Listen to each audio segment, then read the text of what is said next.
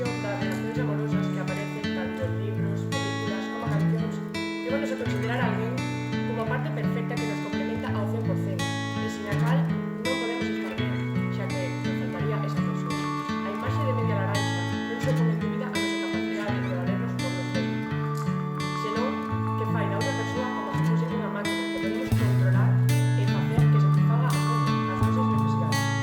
Ainda que o mito da Media Laranxa pode aparentar en todo moi romántico, cando cremos que esa persoa perfecta existe, existe unha relación onde o único que hai é dúbidas, control, celos, todo lo que somete a outra.